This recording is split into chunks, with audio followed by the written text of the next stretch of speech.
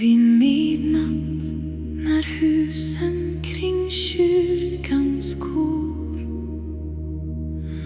böjt slumrande gaflar tillhopa,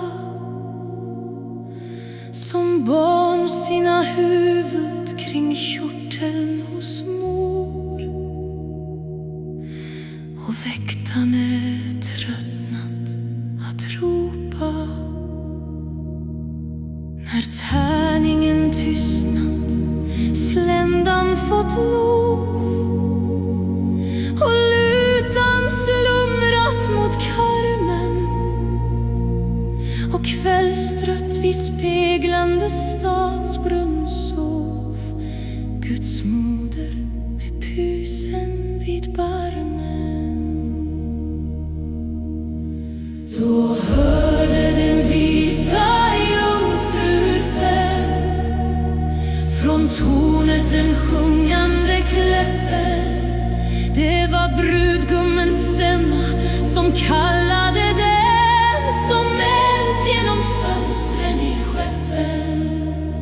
Det lyste av rosor och blödande ljus, och ekdörren flög upp i portalen, och klockornas mäktiga bröllopssus flöt tungt genom rådstursvalen. Men de visa jungfrurna kände ej skräck.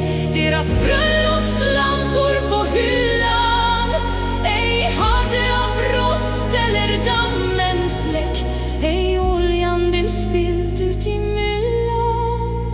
Av slätat hår och av struken dräkt föll skuggan på murarnas krampor, där de skredo mot kyrkan lyftande käckt sin visdoms brinnande lampor. Den ena lät hellre i mörker och natt än en droppe av oljan förbruka.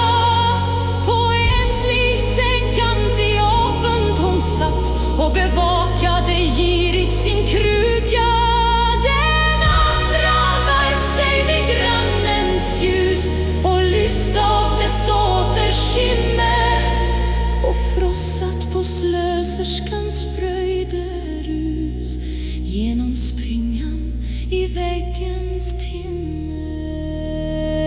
De flesta som